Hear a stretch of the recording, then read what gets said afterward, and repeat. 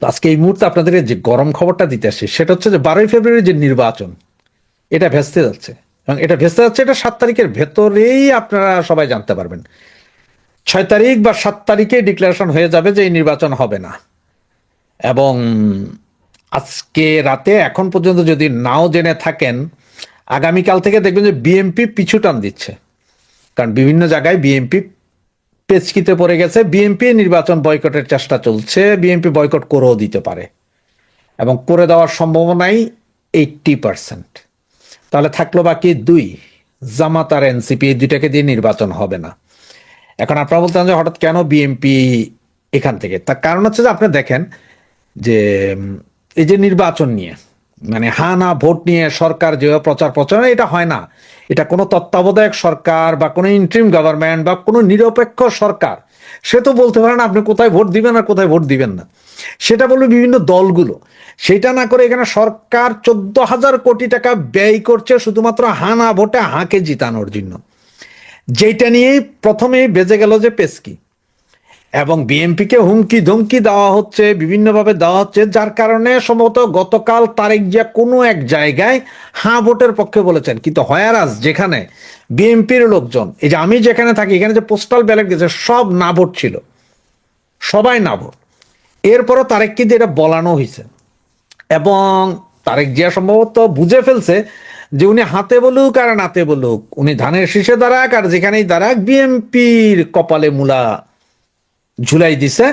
মানে ওই যে গাধারে যেমন সামনে গাজর ঝুলাই দিয়া দৌড়ানো হয়, ওই রকম ঝুলাই দিছে, ওনারা ক্ষমতায় যেতে পারবে না। এটা সম্ভবত বিএনপি বুঝে গেছে যদি সুবুদ্ধির উদয় হয়।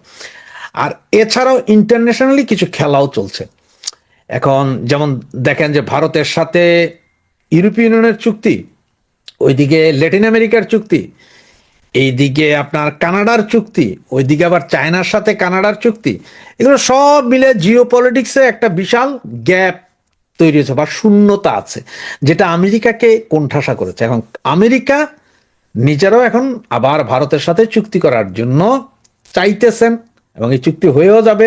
তবে এই চুক্তি হওয়ার আগে ভারতের সেই ডোজ যে আমার আশপাশে, এটা আপনি এটা মনে করেন না যে ভারত বলছে যে বাংলাদেশে শেখ হাসিনাকে এনে বসো, না না না না। ভারত বলছে যে আমার আশপাশের যে দেশগুলো আছে এগুলাতে অস্থিতিশীল পরিবেশ থাকলে আমার ক্ষতি, সুতরাং আমি চাই এখানে স্থিতিশীল পরিবেশ থাকুক, কোনো মৌলবাদীর উত্থান না হোক। আর এই মৌলবাদীর উত্থানটা এই মুহূর্তে কোথায়? বাংলাদেশে। সুতরাং এইটাকে ঘাড় চাইপা ধরতে হবে। আর সবচেয়ে বড় কথা যে বিশ্বের অনেক নামি দামি হিউম্যান রাইটস সংস্থা, বেশ কিছু আপনার সংসদীয় সদস্য, যে ব্রিটেন, কানাডা, বেশ কিছু, মানে এটা হাইফাই অনেক লোক, সবাই ইনক্লুসিভ নির্বাচন, ইনক্লুসিভ নির্বাচন। এবং আপনারা যেটা জানেন যে শেখ হাসিনা নিজেও বলেছে আমরা আমাদের সময় নির্বাচন খারাপ হতে পারে, শেখ হাসিনা এই কথাটা কিন্তু বলছে যে খারাপ হতে পারে, কিন্তু তাই বলে আমরা তো কাউকে নিষিদ্ধ করে ইলেকশন করি, তারা আসে নাই সেটা অন্য ব্যাপার। তারা আমাদের নিষিদ্ধ করে আমাদের এক্সাইট করে নির্বাচন করতেছে, এটা তো ইনক্লুসিভ হয় না। আমরা যেহেতু 40% লোক আমাদের পক্ষে। এদিকে জাতীয় পার্টিও দাঁড়িয়েছে, জাতীয় পার্টিও যে কোনো মুহূর্তে জাতীয় পার্টি টান দিবে, বয়কট করবে ইলেকশন। তাহলে বয়কট করবে ইলেকশন যদি জাতীয় পার্টি করে ফেলে, সাথে টুকটাক আরো কিছু লোকজন করে ফেলবে, থাকবে জামাত আর বিএনপি। সুতরাং বিএনপি জানে যে ওরাও এখানে করতে হবে। আপনার ঠিক 15ই ফেব্রুয়ারি ইলেকশনের মতোই হতে যাচ্ছে, তার মানে ইলেকশন হবে না 7 তারিখের ভিতরে, এই ইলেকশনটা বয়কট হবে বলে এই মুহূর্তে পর্যন্ত আমার কাছে গ্যারান্টেড নিউজ। এবং এই নিউজটা আমরা আগামী 2-4 দিনের ভিতরে আরো ভালোভাবে বুঝতে পারবো। 2025 সালের 13ই নভেম্বর পত্রিকার পাতার বড় শিরোনাম ছিল গণভোটের চেয়ে আলুর ন্যায্য মূল্য পাওয়া অনেক বেশি গুরুত্বপূর্ণ। কথাটি বলেছিলেন বিএনপি চেয়ারম্যান তারেক রহমান। 2026 সালের 13ই জানুয়ারি দলটির মহাসচিব মির্জা ফখরুল ইসলাম আলমগীর বলেছিলেন গণভোটের প্রচারণার দায়িত্ব বিএনপির নয়। একাধিক গণমাধ্যমে খবর প্রকাশিত হয়েছিল বিএনপি হ্যাঁ বা না ভোটের ফ্যাকড়ায় থাকবে না। যদিও এর মধ্যে দলটির তৃণমূল পর্যায়ে অনেকে না ভোটের পক্ষে প্রচার চালানোর ভিডিও সামাজিক মাধ্যমে ভাইরাল হয়েছে, কিন্তু এর মধ্যে আকস্মিক অবস্থান পাল্টালেন তারেক রহমান। 30শে জানুয়ারি রংপুরে নির্বাচনী জনসভায় প্রথমবারের মতো গণভোটে হ্যাঁ এর পক্ষে ভোট চান তিনি। তারেক রহমানের এমন নতুন অবস্থানের পরদিনই টিপ্পনি কাটেন জামাত ইসলামের আমির, বলেন জাতির ধাক্কা খেয়ে এখন কেউ কেউ হ্যাঁ ভোটের পক্ষে কথা বলছে। প্রশ্ন হলো, হঠাৎ এমন কি ধাক্কা খেলো যে ধাক্কায় তারেক রহমান হুট করে উন্মুক্ত জনসভায় হ্যাঁ ভোটের পক্ষে প্রচারণা করলেন? এই প্রশ্ন তৈরি হয়েছে খোদ দলটির ভেতরেই। আবার তারেক রহমান এমন সময় হ্যাঁতে ভোট দিতে বললেন যেদিন নির্বাচন কমিশনের হুঙ্কারে অধ্যাপক ইউনূস আর আলী রিয়াজদের অবস্থা কোণঠাসা হয়ে পড়ে। তাহলে কি ডক্টর ইউনূস ও তার বাহিনীকে রক্ষা করতেই তারেক রহমানের এমন অবস্থান, নাকি এর পেছনে আছে অন্য কোনো রহস্য? জানতে চলুন যাওয়া যাক বিশ্লেষণে। সংস্কারের নামে বহু নাটকের পর যখন আলী রিয়াজের ঐকমত্য কমিশন জুলাই সনদ চূড়ান্ত করে, তখন বিএনপি ছিল নাখোশ। দলটির শীর্ষ পর্যায়ের নেতারা কোনো ধরনের রাগ ঢাক না রেখে তখন বলেছিলেন ঐকমত্য কমিশন জুলাই সনদের নামে প্রতারণা করেছে। দলটির মহাসচিব বলেছিলেন বিএনপি নোট অফ ডিসেন্ট লিপিবদ্ধ করার প্রতিশ্রুতি ছিল সনদে, তা বাদ দেওয়া হয়েছে এবং তাতে তারা বিস্মিত। বিশ্লেষকরা মনে করেন স্পষ্টতই বিএনপিকে হাইকোর্ট দেখানোর পরও শুধু নির্বাচনের আশায় দলটি জুলাই সনদে স্বাক্ষর করে এবং জুলাই সনদ স্বাক্ষরের ব্যাপারে বিএনপির বেশি আগ্রহ ছিল। এই জুলাই সনদের কারণে ত্রয়োদশ জাতীয় সংসদ নির্বাচন হচ্ছে অনেকটা ভিন্ন প্রেক্ষাপটে। এবারে প্রথম কোনো সাধারণ নির্বাচনের সঙ্গে পৃথক ব্যালটে হচ্ছে গণভোট। জুলাই জাতীয় সনদের সংবিধান সংক্রান্ত সুপারিশকে আইনি ভিত্তি দেওয়া নিয়ে এই গণভোট। নির্বাচনের তাফসিল ঘোষণার পর থেকে হ্যাঁ ভোটের পক্ষে প্রচার চালাচ্ছে অন্তর্বর্তী সরকার। রাজনৈতিক বিশ্লেষকরা মনে করেন নিজেদের পছন্দসই দলগুলোকে নিয়ে জুলাই সনদ করেছে, আবার সেই দলগুলো নোট অফ ডিসেন্ট গুলো সরকার পাত্তাই দেয়নি। তা সত্ত্বেও সরকারের চেষ্টা হলো এটা নিশ্চিত করা তারাই দুনিয়ার সেরা সংস্কার করেছে।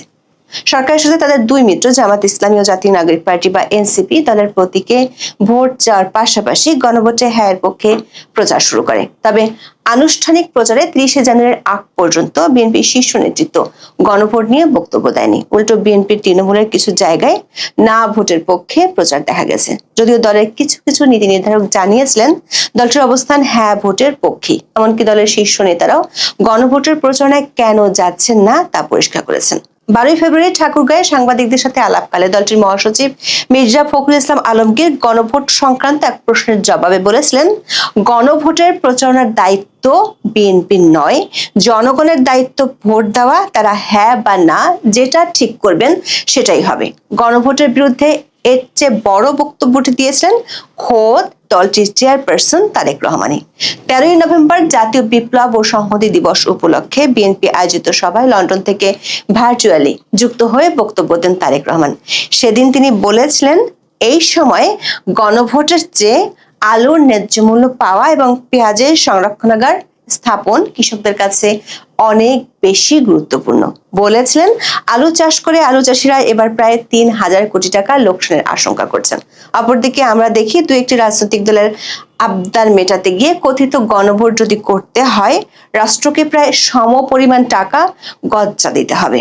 এমন পরিস্থিতিতে লোকসানের মুখোমুখি এসব আলু চাষের কাছে এই সময়ে গণভোটের চেয়ে মনে হয় আলুর ন্যায্য মূল্য পাওয়াটা অনেক বেশি গুরুত্বপূর্ণ। কিন্তু মাত্র 1.5 মাসের মধ্যে তারেক রহমান হঠাৎ করে নিজের অবস্থান পাল্টান। গত 30 জানুয়ারি রংপুরে নির্বাচনী জনসভায় তারেক রহমান নির্বাচনে ধানের শীষ প্রতীকে ভোট দেওয়ার পাশাপাশি সংস্কারের পক্ষে গণভোটে হ্যাঁয়ের পক্ষে ভোট দেওয়ার আহ্বান জানান। বলেন জুলাই সনদকে সম্মান করতে হবে, সেজন্য ধানের শীষ যেমন সিল মারার পাশাপাশি হ্যাঁয়ের পক্ষে রায় দেওয়ার অনুরোধ জানান তিনি। তারেক রহমানের এমন আকস্মিক প্রচারে বিষয়টি নিয়ে বিএনপির ভেতরে ও বাইরে ব্যাপক আলোচনা হয়। জামাত ও এনসিপি হ্যাঁ ভোটের পক্ষে প্রথম দিন থেকে প্রচার শুরু করেছিল। 22 জানুয়ারি থেকে নির্বাচনের আনুষ্ঠানিক প্রচার শুরু হয়। সেদিন সিলেটে নির্বাচনী প্রচার শুরু করেন বিএনপির চেয়ারম্যান তারেক রহমান। সিলেটের জনসভা শেষে সড়ক পথে ঢাকায় ফেরার সময় আরো 6টি নির্বাচনী জনসভা করেন তিনি। এসব সভায় বিএনপির পক্ষ থেকে গণভোটের বিষয়ে কোনো বক্তব্য দেওয়া হয়নি বলে জানা গেছে। এরপরেও তিনি দেশব্যাপী যেসব প্রচার সভা করেছিলেন 30 জানুয়ারির আগে কোনোটি হ্যাঁ বা না এর পক্ষে কোনো কথা বলেননি। অন্যদিকে 22 জানুয়ারি রাজধানীর মিরপুরে জামাত ও এনসিপি নেতৃত্বাধীন জোট নির্বাচনী জনসভা করে। সেখানে নেতারা জোটের প্রার্থীদের পক্ষে ভোট চাওয়ার পাশাপাশি গণভোটে হ্যাঁ ভোট দিতেও জনগণকে অনুরোধ করেন। গণভোটে হ্যাঁ এর পক্ষে প্রচারের জন্য 238টি আসনে দলীয় প্রতিনিধি ঘোষণা করেছে এনসিপি। প্রশ্ন উঠেছে তারেক রহমান হঠাৎ করে নির্বাচনী জনসভায় হ্যাঁয়ের পক্ষে ভোট চাইলেন কেন, যেখানে দলটির সিনিয়র নেতারা স্পষ্টতই গণভোট নিয়ে কৌশলী হওয়ার চেষ্টায় ছিলেন। রাজনৈতিক বিশ্লেষকরা মনে করেন তারেক রহমান যেদিন হ্যাঁয়ের পক্ষে ভোট চেয়েছেন তার আগের মুহূর্তগুলো খুবই গুরুত্বপূর্ণ। এই গণভোটে হ্যাকে জয়যুক্ত করার জন্য ইতিমধ্যে সরকার নিজে এবং প্রজাতন্ত্রের কর্মকর্তা কর্মচারীদের দিয়ে ব্যাপক প্রচার প্রচারণা চালিয়েছে। এমনকি অন্তর্বর্তীকালীন সরকার এবং এর অংশীজনরা এই গণভোটের পক্ষে হ্যাঁ ভোট দেওয়ার জন্য রাষ্ট্রীয় পর্যায়ে ব্যাপক প্রচারণা চালাতে আইনের ভুল ব্যাখ্যা দিতেও পিছু পা হননি। তা নিয়ে রাজনৈতিক মহল এবং নাগরিক সমাজে তীব্র প্রতিক্রিয়া দেখা দিয়েছিল। বিপত্তি বাধে নির্বাচন কমিশনের একটি চিঠিতে। 29শে জানুয়ারি তারা সরকারকে দেওয়া চিঠিতে দিয়েছে মহাহংকার। ওই চিঠিতে নির্বাচন কমিশন বলছে হ্যাঁ বা না এর পক্ষে সরকারি কর্মকর্তা ও কর্মচারীদের প্রচার চালানোর কোনো সুযোগ নেই।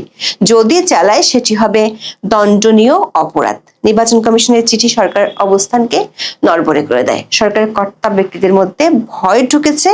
রোববার আদালত খুললে সরকার এমন বেআইনি কাজ নিয়ে রিট দায়ের হতে পারে।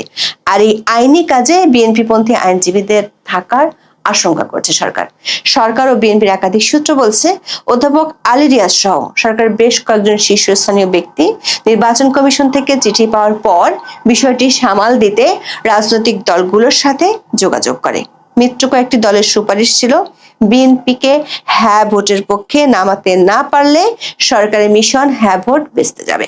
সেক্ষেত্রে বড় ধরনের কারচুপি ছাড়া হ্যাঁ জয়ের কোনো আশাই দেখেন না সরকারি মিত্ররা। কারণ এরই মধ্যে জাতীয় পার্টি ও বামপন্থী দলগুলো প্রকাশ্যে ঘোষণা দিয়ে না ভোটের পক্ষে নেমেছে। অন্যদিকে কার্যক্রম নিষিদ্ধ থাকলেও ভোটের মাঠে একটি বড় শক্তি হলো আওয়ামী লীগের vote bank. No vote no ভোটের প্রচারে নেমেছে দলটি। তারপরও দলটির সমর্থক যারা ভোট দিতে যাবে বা যেতে বাধ্য হবে তারা না ভোট দেওয়ার সম্ভাবনা বেশি। এমন পরিস্থিতিতে বিএনপির তৃণমূলে না ভোটের প্রচার পর হ্যাঁ ভোটের প্রচার নিয়ে সরকার ও নির্বাচন কমিশন মুখোমুখি অবস্থানে নেমে যাওয়ায় সরকারের চোখে সর্ষে ফুল দেখতে পায়। প্রশ্ন হলো যে তারেক রহমানের কাছে গণভোটের চেয়ে আলুর দাম বেশি গুরুত্বপূর্ণ ছিল, তার মুখে হঠাৎ হ্যাঁ ভোটের পক্ষে কথা শোনা গেল কেন?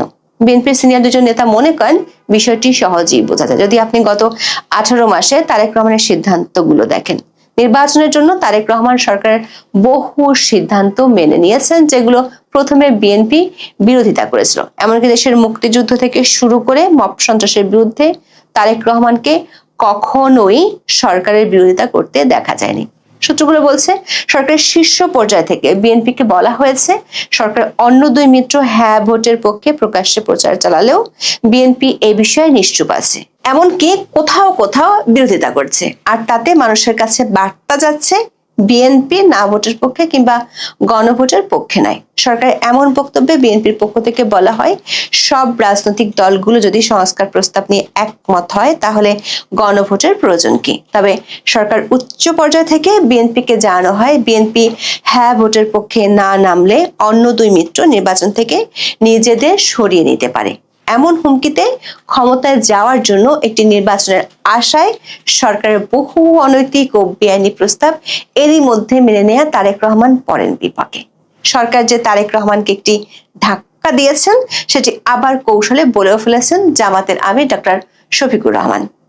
31শে জানুয়ারি কেরানীগঞ্জে শাক্তা উচ্চ বিদ্যালয় মাঠে নির্বাচনী জনসভায় তিনি বলেন জাতির ধাক্কা খেয়ে এখন কেউ কেউ হ্যাঁ ভোটের পক্ষে কথা বলছে। পরিষ্কারভাবে বিএনপির দিকে ইঙ্গিত করে তিনি বলেন জুলাই সংস্কার প্রস্তাবগুলো যাবে গণভোট হবে। তারা বলে যে গণভোট আবার কিসের? এতদিন চালাচালি করে এখন যখন জনগণ জবাব চাচ্ছে তখন তারা গতকাল থেকে একটু একটু বলা শুরু করেছে। আসলে এরই বলে ঠালার নাম বাবাজি। এ জাতীয় যারা ধাক্কা দেয় তাদের ছেড়ে দেয় না।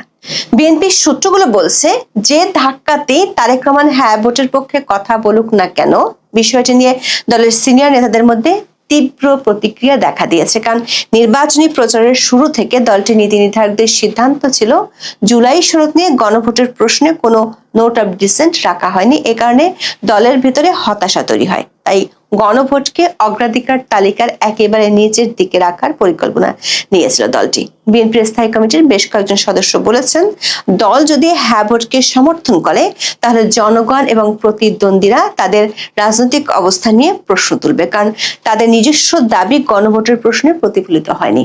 আর যদি তারা না ভোটের জন্য প্রচারণা চালায় তাহলে এটি হ্যাঁ ভোটের জন্য প্রচারণা চালানোর অন্যান্য দলের সঙ্গে সাংঘর্ষিক হতে পারে। এই পরিস্থিতিতে দলটি প্রাথমিকভাবে ঠিক করেছিল গণভোটে কোন দিকে ভোট দিতে হবে এ নিয়ে সমর্থকদের কোনো নির্দেশনাই দেবে না।